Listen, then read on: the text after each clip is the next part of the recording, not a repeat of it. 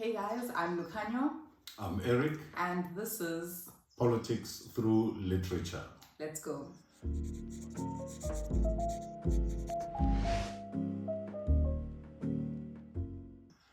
Well, welcome once more. Today we are focusing on the teachings of Confucius from the book called The Wisdom of Confucius, written in 1900.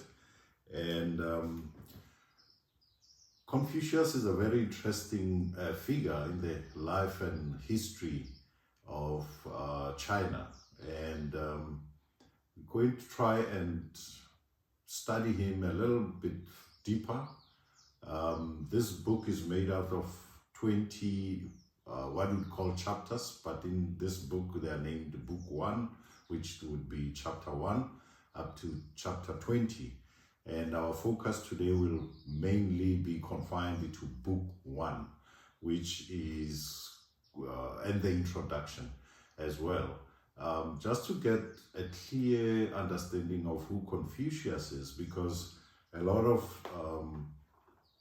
interested people tend to think that Confucius is equated to other religious deities and figures. And as we learn and we read through the book, you realize that Confucius never spoke of religion, even praised, and there's no mention of God anywhere in his writings. So he was more about virtues that make a human being a better person, a better member of the community, a better member of the society in general. And as you analyze the modern leaders of China, and you can see how Confucius has influenced the way China has developed. When China is being, talked about in a negative way by more especially some other adversaries, other countries that would want China to develop in a particular way, China has resisted. But on the same breath, China has succeeded.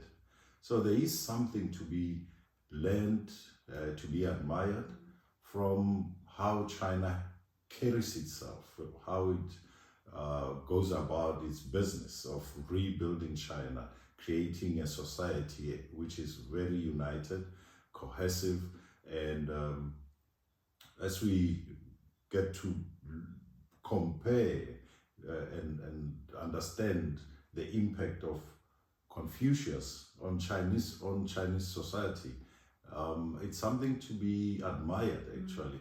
And I'm going to read from the introduction one or two passages that will give us an insight into who Confucius was. But before that, Confucius was born in the year 551, and he died on 479 BCE. So that was on the 5th century. That's quite a long time ago. And his teachings are known as Confucianism, which is, of course, an ancient Chinese belief system that is derived from his teachings. And one of the 5 virtues that he taught and spoke a lot about, one is Xi, as in XI, Xi Jinping. Xi is a virtue of learning. And the other one is Z, which is wisdom. And the other one is Li, which is community, and Yi for morality, and Ren, which is the highest expression of virtues. These are the things that he focused on, and all his teachings, be on leadership, on governance, on being a good husband, being a member of the community around you, how you conduct yourself. And that was the central those are the central pillars in his philosophy that we come to admire. This paragraph that I'm reading now says that throughout his whole writings, he has not even mentioned the name of God. He declined to discuss the question of immortality. When he was asked about spiritual beings, he remarked, "If we cannot even know men, how can we know spirits?" Yet this was the man, the impress of whose teachings has formed the national character of 500 millions of people. A temple to Confucius stands to this day in every town and village of China. His precepts are committed to memory by every child from the tenderest age and each year at the Royal University at Peking. So that alone says the Chinese people saw the way, saw the light, saw value in his teachings, in his philosophy. And it's very interesting how out of all of the countries in the world where every politician talks about, more especially during the campaigning season of each and every democracy, they'll talk about alleviation of poverty, provision of health services, jobs for people, infrastructure development or investment in the infrastructure. But how many of those countries have been able to implement those promises as quickly as China has? Yeah. So, and even when you look at how the Chinese leaders conduct their government business, it's different to any other country. Their lifestyle, we hardly see their homes. All we read is that they are very prudent. They are not opulent. They don't about what they drive, where they live, and most of the time, whenever there's time from, they go visit villages in the remotest areas of China to see how those programs they're implementing are being carried out, and to make sure that every one of those communities is uplifted and assisted. Farmers are being supported. Provinces that have more or are wealthier are required to also share in their wealth with poorer provinces in their development. So it's a very uniquely Chinese way of, providing services for their people and taking care of their people. From that, I think a lot can be learned from the Chinese, and they are not about war. That's the other thing. And Confucius actually explores it a little bit further. How it's not important to go to war unless you are defending yourself, but starting a war is counterproductive. And yes, I think the amazing thing about Confucius and his connection with China and its civilization as we see it today is how we have one man, one philosophy that has existed for over 1,000 years that has unified the Chinese people for such a long time, and to operate under that unity for years, having that clarity of thought and principle, and that those fundamental principles that guide them. I mean, it puts them at such an advantage, whereas we have so many other societies so divided in principle, divided in thought, that they're fighting amongst themselves before they're even looking outward. I mean, how can you have a clear destination? How can you move forward if even domestically amongst the people you're so pulled apart, you're so divided? So this is a very interesting thing to look into. What is it about Confucius and China's look on Confucius that that has made them be who they are today? Even an engineering feat like the Great Wall of China was built to keep what they call the barbarians outside, not, to make it difficult for them to enter China, but was not for them to use the wall to attack. They built the wall to protect themselves. So historically, we know that there's been many civilizations that wanted to invade China, and earlier some succeeded, while China was being united under different dynasties.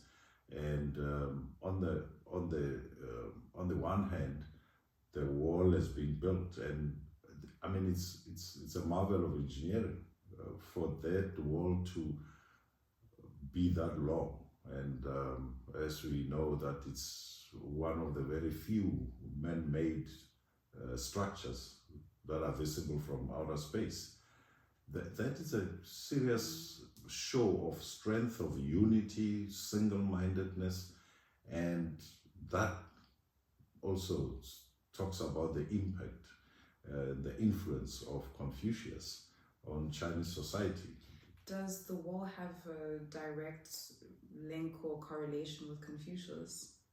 I would think not quite, but his teachings, once they had gathered momentum and the Chinese society started appreciating and using that, as we just read earlier, that every town, every city has a Confucius museum, library of some sort, where from the earliest age, children are taught about Confucius. It becomes a way of life. It's a way of thinking. It's a way of pride. It's, how they see themselves. So that unity, for me, it's the biggest takeaway from the teachings of Confucius, the single-mindedness with which the Chinese are able to do and achieve their objectives. We've seen many recent examples on, the groundbreaking, more especially in the area of engineering, how they've been able to build mega structures within a short period of time. Some of these projects under normal engineering designs would take, say, anything that would take up to 5 years or even 10 years. The Chinese built it in half the time, and quality is not compromised. Workmanship is not compromised. What is it that has actually made them like that? Turned that country into what it is today, lifting 100 million people out of poverty in the shortest space of time. The United Nations target for uplifting humanity out of poverty is 2030. The Chinese did it in half that time. Before 2030, there's no poverty in China. You don't see homelessness. People have, farmers are supported. So that, I find it very interesting. I actually also diverted a bit and found a very interesting article written by Charles Onuna-Iju, a research director at the Center for China Studies in Abuja, Nigeria. And he talks about the poverty, but also how China is unmoved, unshaken, and unperturbed by any plot of regime change. The West has cowardly chosen the option of slander to blemish China's giant strides in its all-round development and advancement, and to tarnish its image, which is the real reason why the West spreads falsehood against China. Interestingly, China doesn't respond immediately, and usually sometimes doesn't even respond at all to all of this slander, all of the negative image created by the Western powers, because they would want to have a hand in China. With that population, the size of its population, it's a very lucrative market for Western products. But China wants to have a hand in how it decides to implement these programs, and it does not like to be dictated to. Instead of the West appreciating what China has achieved, China is being slandered. At some point, there was a big issue, or rather human rights issue around the Uyghur Muslims in China. A lot was said that the Uyghur Muslims in China are being mistreated, human rights violated, and so on and so forth. A number of visitors have been there. None of this negative profiling is happening in that province where the Uyghur are the majority. Instead, the Uyghur businesses are thriving, their farmers are being supported, they are governed by the same laws that govern the entire country. They have a press that works, media that works. The population of the Uyghurs is doubling because they are eating well. Infrastructure development is taking place. There's roads, there's towns, there's cities. So all of that is to be admired, but you don't necessarily hear the Chinese over and over responding to every statement, negative statement coming from the West. They are quietly going about their business, minding their own business, and achieving all their objectives in good time. And obviously the West don't appreciate all of that. So we move on to book 1. We're done with the introduction. So now, in book 1, Confucius goes on to say, to learn and then to practice opportunely what one has learned, does not this bring with it a sense of satisfaction? I find it quite profound that in many areas in his philosophy, in his teachings, in his writings, he's always learning. And even when you dig deeper into the other books, the other chapters in the book as well, you find he uses the word learn. Is it not important that when you are in the company of two men, you learn from both of them, be it from a man who has no virtues and or from a man who has virtues, so that you can imitate the one with virtues, but do not imitate the one without any virtues. So he's always learning. Whenever he's in the company of the emperor or government officials, he's listening and he's learning, and he's taking only the good out of this encounter, these meetings, and each and every one for him was to learn something out of it. So it's very interesting how he spent a lifetime interrogating things, interrogating human behavior, trying to find that which is good in all of us as human beings. And then he goes on as well in book 1 to say, it is rarely the case that those who act the part of true men in regard to their duty to parents and elder brothers are at the same time willing to turn currishly upon their superiors. It has never yet been the case that such as desire not to commit that offense have been men willing to promote anarchy or disorder. So, men of superior mind busy themselves first in getting at the root of things. And then, when they have succeeded in this, the right course is open to them. Well, are not filial piety and friendly subordination among brothers a root of that right feeling, which is owing generally from man to man? Wow. I think that's one of the core tenets of Chinese culture that has made them so successful, is that subordinance, that submission to the authority. Because once you learn to submit to authority, you ask less questions. You take instructions and you go. And that is essential for productivity. We see within Western culture this thing of talking too much.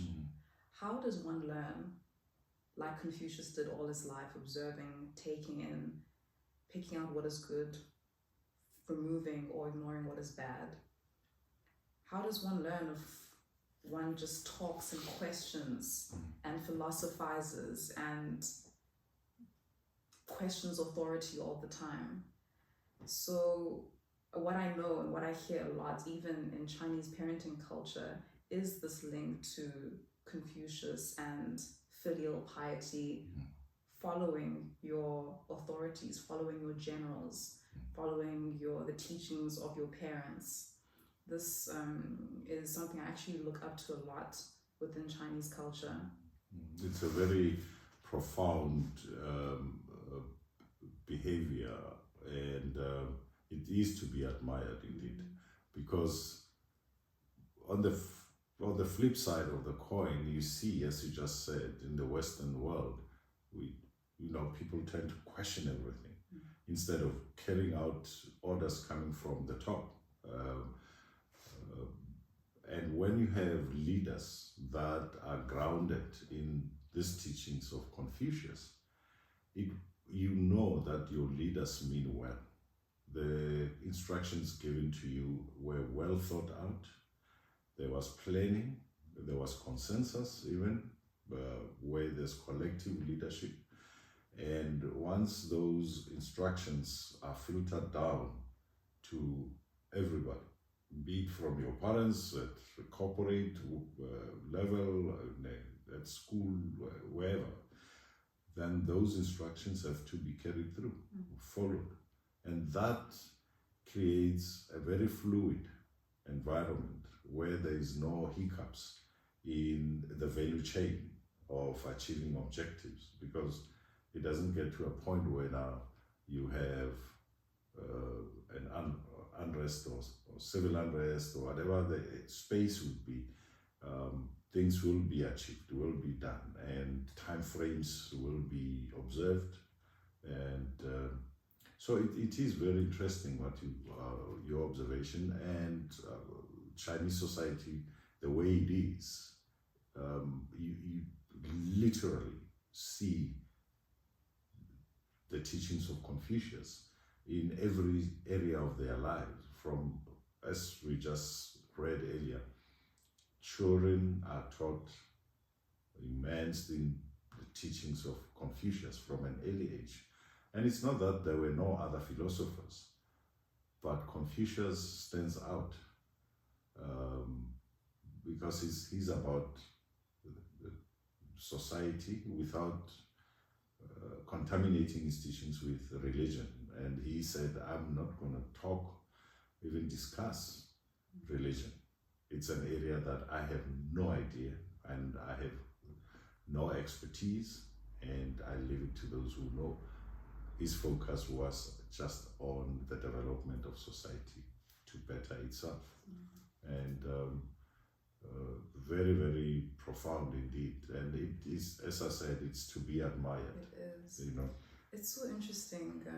Sorry, I'm just going to butt in quickly here before Please I go lose ahead. this train of thought. But it's so interesting how China is so isolated and othered as a people, as a civilization, as a country, and yet they have produced so much that the world relates with, the world can understand at a global unifying level. You know, nothing that we can't identify with because of that, maybe because of that religious neutrality, but because of their study of man, something that we all are. And it's ironic how we alienize China when they have understood so long what it is to be man, what it is to be a human being. Exactly. It is, and China is one of the oldest civilizations. I mean, China has produced electricity using water. I don't know how long. I mean, the turning wheel in a river, the Chinese used that early on to power other engineering design, what do you call it? Engineering designs and in their farms to transport water, even in areas where there was no water. China had been doing that, and it's not appreciated enough. That part of their history, China developed mixing of paint that is still visible to this day. I mean, terracotta army is clear sign, or not sign, clear example of that. So they technology-wise, China has done wonders, and for millennia they've been doing that. So it's very interesting to see how all of those teachings by Confucius have become part of who they are, and they don't even think about it. It's just ingrained in their DNA. Also, he goes on to, because we just focus on book one, he says, the master once observed that to rule well one of the larger states meant strict attention to its affairs, careful husbanding of its resources, at the same time a tender care for the interests of all classes, and the employing of the masses in the public service at suitable seasons. So the leadership in China, just on book one, we already see exactly what we've been talking about. Careful use of resources and all classes. It's also to be taken into consideration. It's not for the elites, it's not for a particular group of people or a particular village. All classes must benefit in the resources available, and China has done that. I mean, when Deng Xiaoping started creating these economic zones, I think the first one was in Shenzhen, and then around the coastline, single-minded economic zones.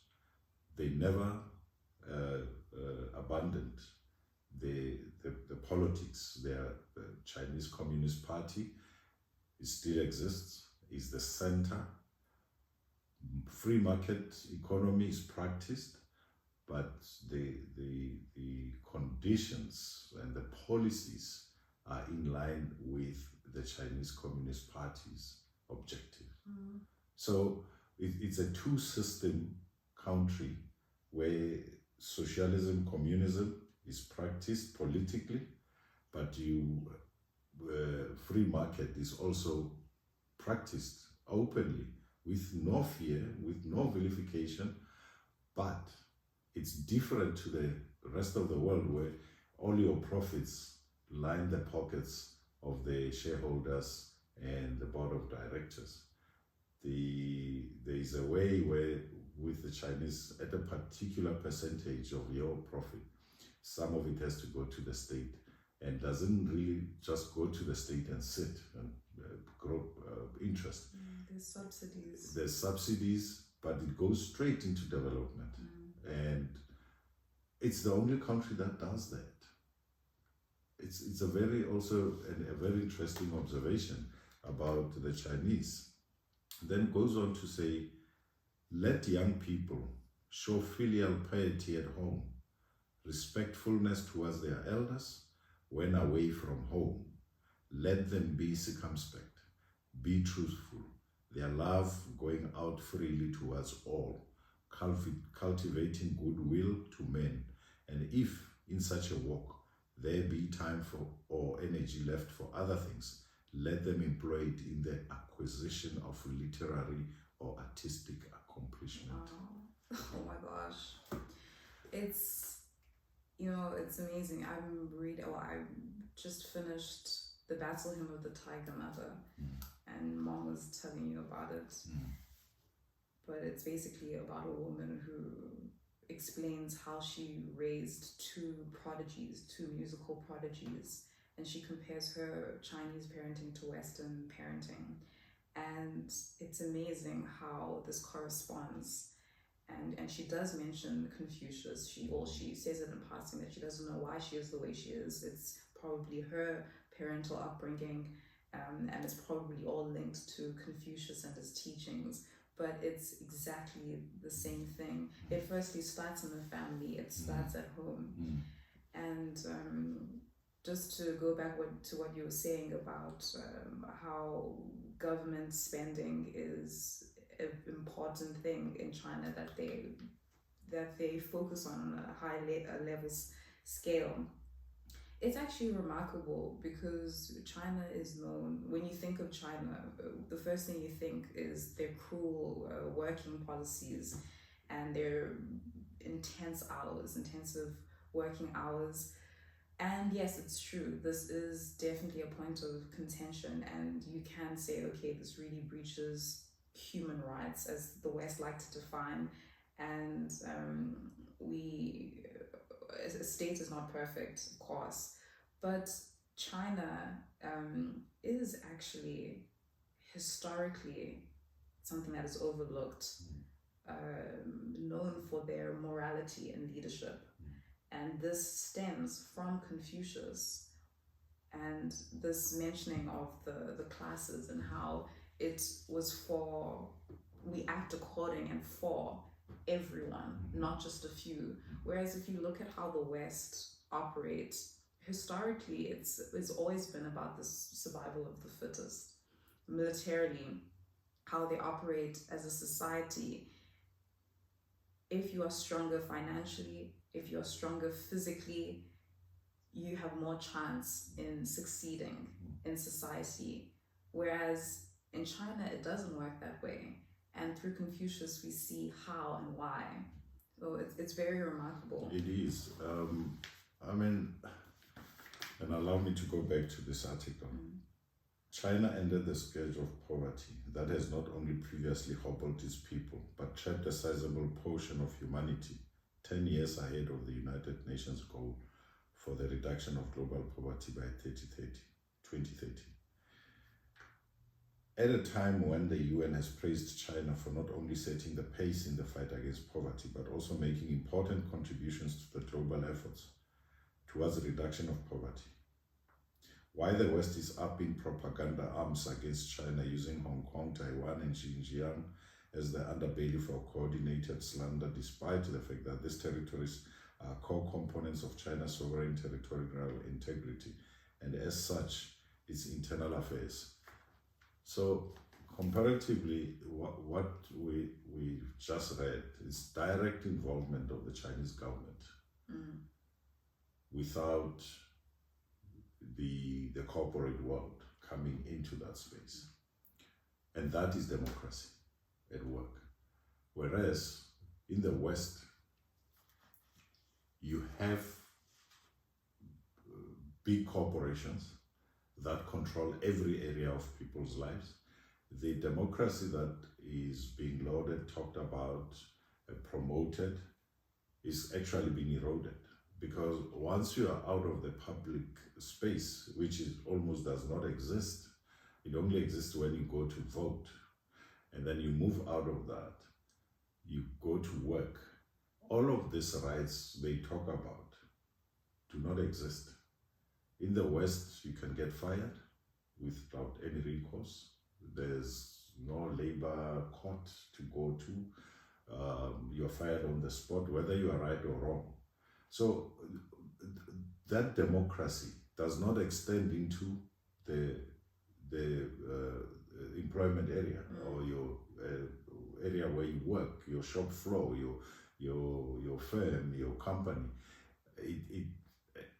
The moment you step into that building or the site where you work, democracy does not exist. Yeah. And it's very different in China, for instance. You cannot just be fired. There's that democracy, as much as we are told it does not exist, it exists.